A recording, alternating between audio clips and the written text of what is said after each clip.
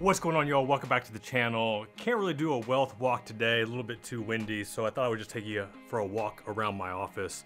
But really what I want to talk about was addressing a previous video that I just did. This video was titled 2 Assets That You Need for Financial Freedom. I have a link in the description if you have not checked out that video. But that video got a comment, and I do read the comments. And there was one comment that just left me, I don't know, just disturbed. And that comment really wanted me to address 2 main things. Number 1 is the most valuable asset that you have, and 2, why you don't want to take advice from broke people. All right, so let's address number 1. The most valuable asset that you have is your time. Your time is the most valuable asset that you have. Most of us don't realize how much we waste our time. Don't realize how we lose focus on thinking that we're keeping ourselves busy and occupied with things that really just don't move the needle. They don't help us make more. They don't help us spend more time with our family. It just doesn't work. So this comment, I'm going to read this comment for you. This is from our man Billy.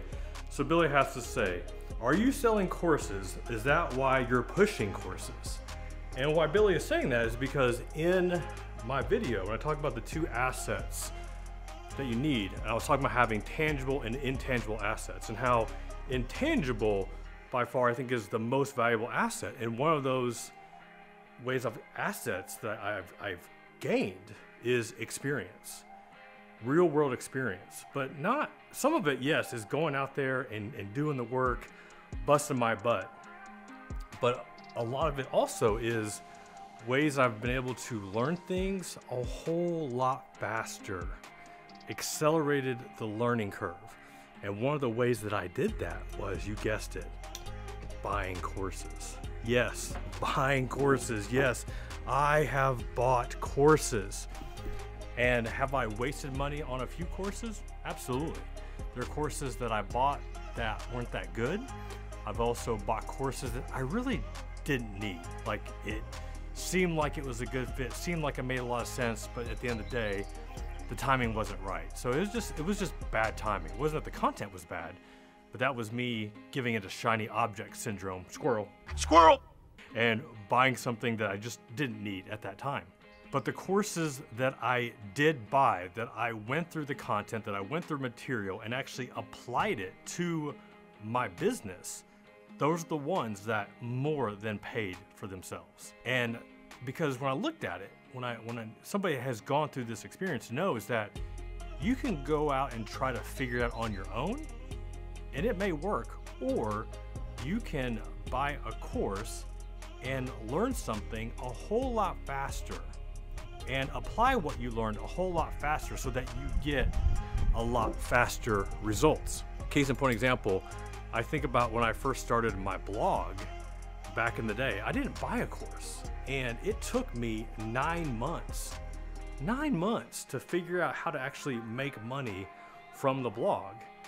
Then I think about a YouTube course that I bought, and this course was rather pricey. It was like $3,500. But it was a time when I'd already had a YouTube channel going, was having some difficulty getting traction. So I thought, you know what, I'm gonna buy a course from somebody that kind of knows what they're doing.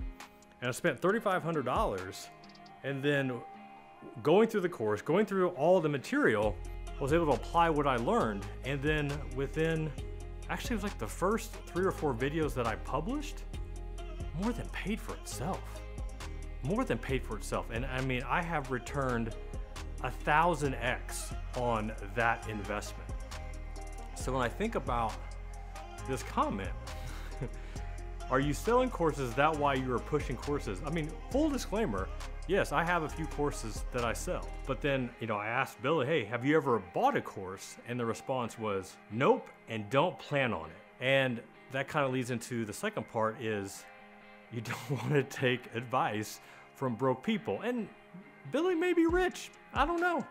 But let me just kind of like give you like a metaphor to kind of where I think this really hits home for me. If you really want to go to this brand new restaurant and you're thinking about doing it, you're thinking about going, it seems like that you would really enjoy it. And you ask somebody, oh, what do you think about this restaurant? And this person says, no, absolutely not. I wouldn't waste my money. I'm out of here. I'm not eating anything. I wouldn't eat here. I would never eat here anyway.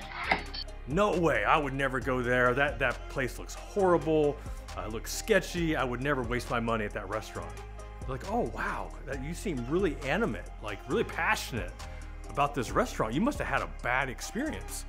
And then you ask them like, oh, did you go? Did you actually go to the restaurant? And the response is like, oh no, I've never gone and I will never go. Are you really going to listen to their advice? Are you really going to trust them for their recommendation that you shouldn't go to this restaurant when they haven't experienced themselves? So, and I get it, like not to completely put Billy down, like once again, like there are a bunch of crappy courses out there. And there's a lot of good marketers that will try to sell you whatever they can, upsell you to get you into this course that isn't going to move the needle. Like there are tons of them out there. Like I've seen them. I've bought a few myself. But if you're at a point in your career, in your entrepreneur journey, wherever you're at and you feel stuck and you have discovered somebody that has whatever it is that they have that you're trying to move the needle. Like for me, it was like I was looking at YouTube. I've bought courses on SEO. I've bought courses on goals. I've bought courses on membership programs. I've bought quite a few different courses, and they all came at a time when I was looking to add that piece to my business. So it made sense. It made sense to invest the money to learn something. Otherwise, because oftentimes you'll hear, oh, you can just watch it on YouTube for free. You don't have to buy the course. I mean, okay, yeah, you could, or you could actually pay money, not being a cheap you-know-what, and paying essentially consulting to somebody that has already accomplished what you are trying to do. Like, why wouldn't you want to invest money into something, into an asset that allows you to learn something and apply it 10 times, 100 times, 1,000 more times faster than you could on your own?